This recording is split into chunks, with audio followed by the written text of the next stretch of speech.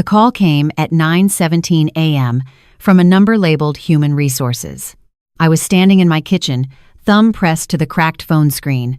Nadine Brooks said my full name, then paused. "I'm confirming you did not resign." She referenced an email sent March 3, subject line visible as I opened it.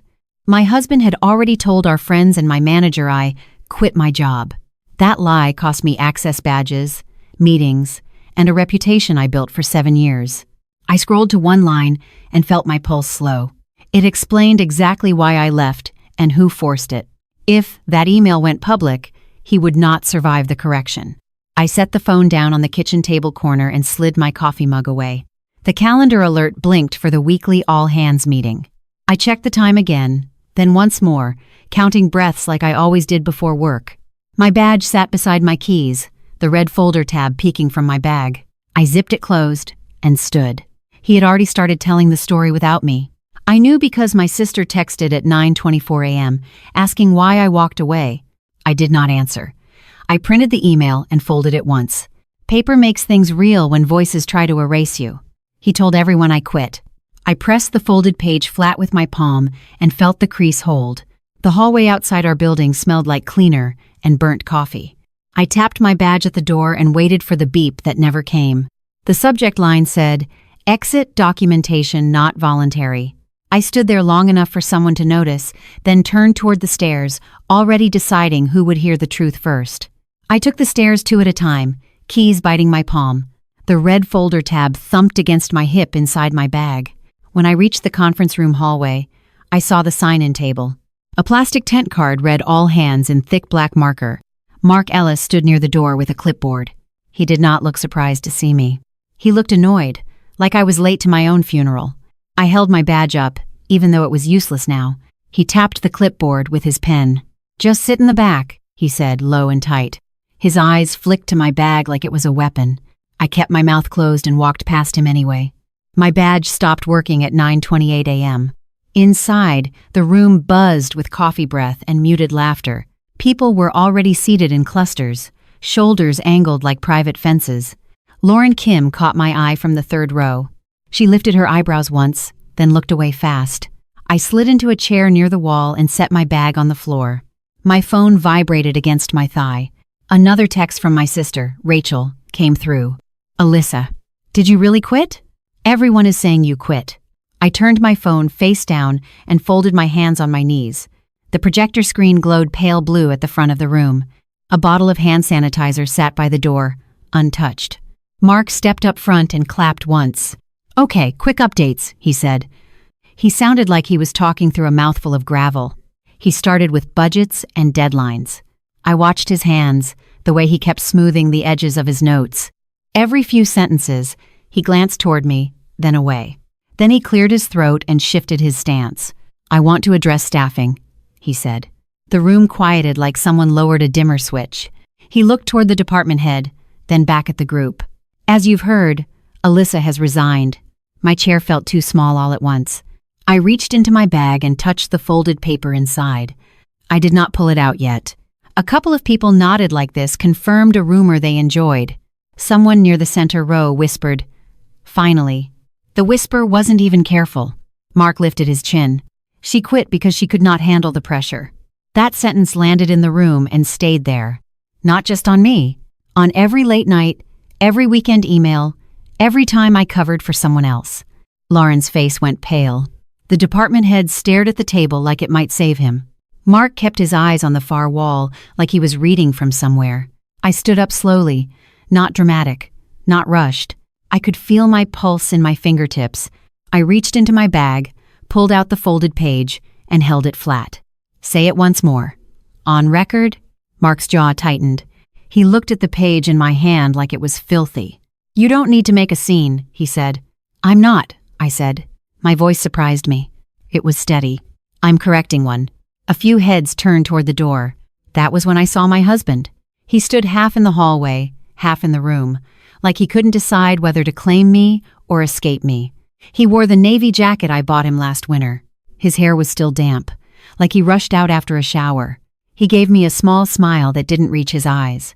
The kind of smile he used when he wanted people to believe he was reasonable. I did not smile back. Mark's pen clicked against the clipboard. "We can talk after," he said. I looked at Mark, then at the department head, then at my husband. The air in the room felt thick enough to grip. "I got a call from Human Resources this morning," I said.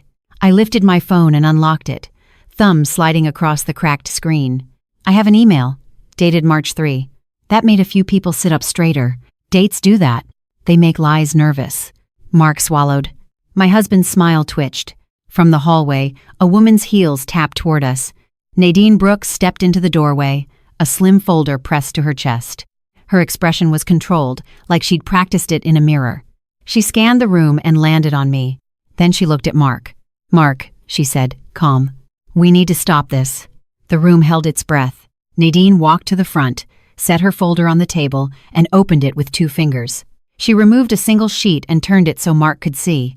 I could not read it from where I stood, but I recognized the layout. Company letterhead. A signature line at the bottom. Mark's face flushed up his neck. He reached for the paper, but Nadine kept her hand on it. A gentle block. A hard no. "This is not a voluntary resignation," Nadine said. Not loud. Not soft. Final. My husband shifted in the doorway, 1 foot stepping back. He glanced around like he was checking who was watching. Nadine looked at me again. "Please come with me," she said. Her tone wasn't kind. It was procedural. I tucked my folded email back into my bag, fingers shaking just a little. Lauren stood halfway, like she wanted to follow, then sat again. The department head avoided my eyes completely. In the hallway, Nadine handed me the slim folder. The red tab on top was labeled with a date in black ink. I ran my thumb along the edge and felt the paper inside, thick and official. Mark followed us out, keeping his voice low. "This is being blown out of proportion," he said. He sounded like he was begging the hallway tiles to agree. Nadine stopped walking. She faced him and held up the single sheet again. "This statement was submitted as if it came from Alyssa," she said. It did not. Mark opened his mouth, then closed it. Nadine turned the paper toward me. I finally read the header. It wasn't my name at the top. It was his. The hallway lights hummed overhead, bright and cheap. I held the folder Nadine gave me against my ribs. The red tab felt sharper than it should have. Nadine walked me into a small room with a round table. A box of tissues sat dead center, unopened. She pulled out a chair and waited until I sat. She placed her phone on the table and slid it toward me. "Before you say anything," she said, "I need you to see timestamps." I did not touch the phone right away. I opened my own bag and set my cracked phone beside hers. 2 screens, 2 worlds. The name on the header was my husband's. Nadine's finger tapped a list on her screen. Call entries, minutes, names. She kept her voice even, like she was reading weather. "Your husband called me," she said. Not once, not casually, repeatedly. I stared at the list and felt my throat tighten. I checked the first timestamp, then checked it again. Then I checked it one more time, because my brain refused it. 7:41 a.m. Incoming call, Evan Hale. Duration, 4 minutes. I knew that name anywhere. I had written it on holiday cards. I had set it into pillows. I had trusted it. I pointed at the screen, nail hovering. "He doesn't work here," I said. "He doesn't have to," Nadine said. She slid a printed sheet from the folder and turned it toward me. The paper made a small whisper sound as it moved. It was a resignation statement. Typed clean, dated, and signed as if it were mine. I leaned forward and read the last line. My stomach went cold. It claimed I was leaving for personal reasons, and that I would not pursue any complaint. Nadine watched my face, not my words. "That language matters," she said. I pressed my palm flat on the paper. It was real. It was here, and it was not me. I lifted my eyes.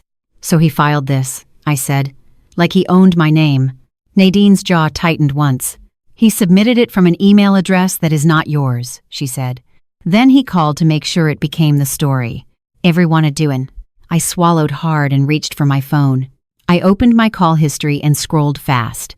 My fingers shook enough to miss the screen twice. I stopped it this morning. 9:17 a.m. Human Resources. Duration. 1 minute. I stared at that timestamp like it could talk back.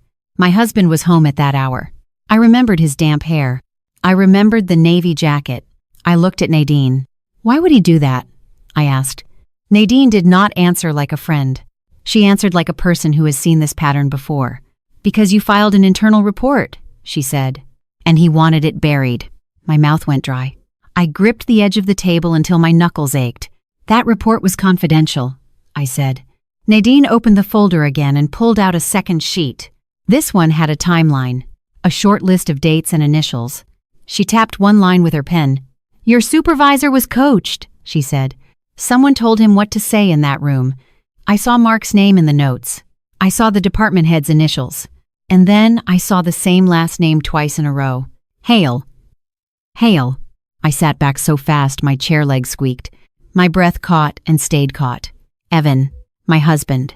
My partner. I could still see him in the doorway. That small, reasonable smile. Like he was there to protect me. Like he was the good guy in the room. I picked up my phone and opened the email Nadine referenced. The subject line hit me again. Exit documentation not voluntary. I scrolled down, slower this time. I forced myself to read every word. Then I saw it. A short line, tucked between policy language and a meeting note. A name, a date, a request. It said my husband had confirmed my intent to resign. During a call the week before I left, I felt my face heat up, not with embarrassment. With clarity. He wasn't covering for me. He was building the cage and calling it help. I slid my phone across the table toward Nadine. Can you print this exact line? I said. On company letterhead. Nadine nodded once. I can, she said.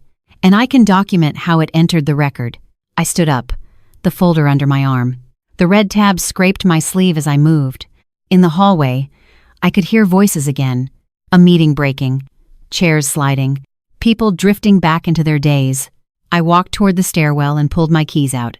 Metal clinked against metal. I needed something solid in my hand. At the bottom of the steps, my phone buzzed. A message from Evan. We need to talk. Stop doing this. I stared at the screen until the letters blurred. Then I took a screenshot and saved it to the folder tab name in my notes. One more timestamp, one more anchor. When I looked up, Mark was standing by the exit door, waiting. He held his clipboard like a shield.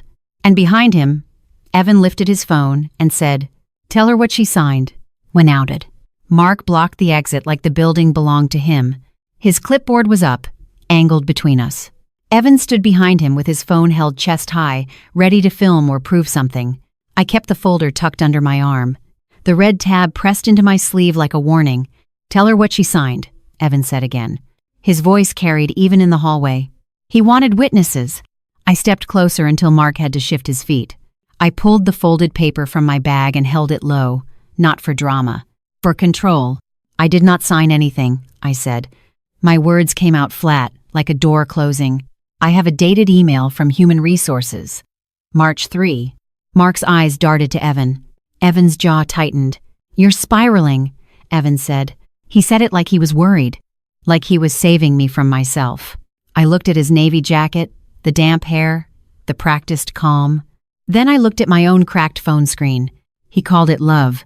It felt like a cage. Mark finally spoke, voice low. Let's take this to my office, he said. His goal was simple. Get me away from ears. No, I said, and I didn't raise my voice. I slid the folder onto the narrow ledge by the exit door, red tab facing up, a small, physical line in the hallway. Nadine stepped between us, heels quiet on the carpet. Mark, return to your meeting, she said. Then she looked at Evan.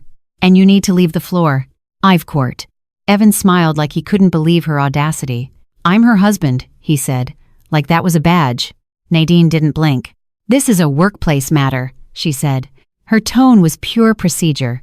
Evan's smile stayed in place, but his eyes changed. He leaned toward me, just enough to feel intimate, just enough to feel threatening. Stop doing this, he said. People are watching. I picked up the folder again, fingers tight on the red tab. I know, I said. That's the point. End quote. Actually did not formound. Nadine guided me down the hallway to her office. The carpet muffled everything, but I could still hear the meeting room door open and close behind us. Somebody's laugh cracked and died. Inside Nadine's office, the air smelled like printer toner and peppermint tea. A framed policy poster hung slightly crooked on the wall. She shut the door and twisted the lock. I set the folder on her desk, then set my phone beside it. 2 objects, 1 story. Nadine opened a draft document on her computer and rotated the monitor toward me. A distribution list sat on the right side of the screen. Names, titles, departments. I read the top 3 twice, then checked them again. My stomach sank when I saw Evan's name under External Contact. Not invited. Included. You copied him, I said. I did not, Nadine said. She tapped the screen with the tip of a pen. That list was suggested by someone with access. I leaned closer, eyes narrowing. Mark, I said. Nadine nodded once. Mark, she confirmed. And someone else. She opened the folder and slid out the resignation statement again. The paper looked harmless until you read it. Then she placed a second sheet beside it. A summary page with a line that made my scalp prickle. Submitted at 6:52 p.m. from an address not belonging to Alyssa. I checked the time, then checked it again. That was the night Evan brought takeout home and kissed my forehead. That was the night he told me he was proud of me. The time on the record was 6:52 p.m. I swallowed and forced my voice steady. So he filed it, I said, and Mark pushed it through. Nadine did not soften her face. We're preparing a formal clarification, she said. It will go to leadership and your team. I stared at the distribution list. My hands went cold. Will it say I did not resign? I asked. It will say the resignation statement was not yours, Nadine said. It will say the departure was not voluntary. Then she added, it will say who submitted the statement. My breath caught on that last part. Names on paper change everything. I pulled my phone closer and opened Evan's message again. We need to talk. Stop doing this. I read it, then read it once more. I set the phone down face up, like evidence, not emotion. Nadine slid a pen across the desk toward me. Write a short statement, she said. 1 paragraph. Clear. No extra. End quote. I gripped the pen and felt it tremble a little. Then I forced my hand to still. At 12:11 p.m., I wrote my name and 1 sentence. I did not resign. I did not authorize anyone to resign for me. I handed the page back. Nadine took it like it was a brick. Now, she said, we decide how public this gets. I left her office with the red-tabbed folder under my arm. The conference room hallway was emptier now, quieter. Lauren stood near the water cooler, pretending to read her phone. When she saw me, she moved fast. She slipped a small envelope into my hand like a secret. Brown paper. 1 staple. My name, handwritten. I'm sorry, she whispered. This was put on my desk yesterday. I didn't open it yet. I just held it and felt the weight. What is it? I asked. Lauren's eyes flicked toward the stairs, then back to me. It's the proof Mark told me to destroy, she said, and it has Evan's signature on it. By 2:06 p.m., the conference room was full again. Same gray carpet, same projector glow. This time, people did not cluster away from me. They watched me like I might explode. I sat near the back with the red-tabbed folder on my lap. The brown envelope rested on top, 1 staple catching the light. I kept my hand over it like a lid. Nadine stood at the front beside the department head. Mark hovered off to the side, clipboard gone, hands empty. Evan took a seat on the aisle, close enough to be seen, not close enough to protect me. The room waited for me to break first. Nadine clicked a remote. A single document filled the screen, clean and centered. At the top, in bold, was a subject line I recognized. Exit documentation not voluntary. A ripple moved through the chairs. Not loud. Not kind. Just the sound of people realizing they repeated something wrong. Nadine lifted a sheet of paper from her folder. She held it up, then set it down flat on the table. A deliberate move. Binder mode. Without the binder. I'm going to read a formal clarification, she said. Her voice was steady, like a metronome. This will be entered into the employee record and distributed. Evan's knee bounced once. He stopped it when he noticed me looking. Nadine read the first paragraph. It confirmed I did not submit a resignation statement. It confirmed the departure was not voluntary. Then she paused, just long enough for the room to lean forward. She read the line that mattered. The resignation statement was submitted by Evan Hale. The air changed. People turned, fast, like a flock shifting at once. A few mouths opened and forgot to close. Evan stood halfway, palms out. This is being twisted, he said. Mark lifted his chin, trying to join him. It was a misunderstanding, Mark added, voice too loud. I stood up with the red-tabbed folder in my hands. Not to yell, to place something where it could not be ignored. I walked to the front and set the folder on the table. The red tab faced the room, labeled with a departure date in black ink. I slid the brown envelope beside it and pressed the staple flat. I did not quit. I was pushed. The department head looked at the table like it might explode. Nadine nodded at me. Once, small and precise. Go ahead, she said. I opened the envelope with my thumb and forefinger. Paper scraped paper as I pulled the contents out. A resignation statement. A cover sheet. A timestamp. Submitted at 6:52 p.m. My hand stayed steady as I held up the cover sheet. At the bottom was a signature line. Evan Hale. I did not wave it around. I placed it flat on the table, right under the projector light. Then I turned my phone screen outward and tapped the cracked glass twice. On the screen was Evan's message from earlier. We need to talk. Stop doing this. I looked at him, not angry, not begging, just present. Evan's face tightened, then shifted into that reasonable mask. He pointed at the papers like they were props. She was overwhelmed, he said. She asked me to help. I tried to help. Lauren made a small sound from the third row. Not a word. Just the sharp inhale of someone who finally sees the shape of it. Nadine stepped in, calm but firm. This is not about feelings, she said. This is about submission and authorization. Evan tried to laugh. It came out thin. You're going to ruin your own future over this, he said to me. His voice sharpened on the last word. A threat dressed as advice. I reached into my bag and pulled out the printed email. The fold was still crisp from my kitchen table. I laid it beside the cover sheet, lining the edges like a quiet ritual. Read the subject line, I said. My voice didn't shake. The department head cleared his throat like he wanted to disappear. Mark stared at the floor. Nadine read one more sentence aloud. A sentence that used full names and dates. A sentence that confirmed the pressure, not my choice. Then she looked at the room. If you repeated the resignation claim, she said, you need to correct it. She turned slightly, letting the department head share the weight. The department head stood, stiff as a board. He faced the room and spoke into the silence. Alyssa did not resign, he said. The statement was not hers. He swallowed. We were wrong to say otherwise. People shifted in their seats. A few nodded, small and embarrassed. A few stared at Evan like he was a stranger who wandered in. Evan's face went red, then pale. He pointed at Nadine, trying to move the target. This is workplace politics, he snapped. They're using you. Nadine didn't flinch. This clarification is final, she said. And this submission is being reviewed for misconduct. Evan turned to me, eyes hard now. No mask.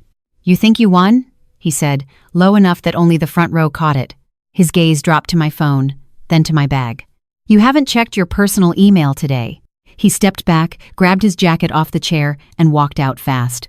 The door swung shut behind him with a clean, ugly sound. I stood there with the red tab under my fingertips, breathing slow. Not triumphant, just awake.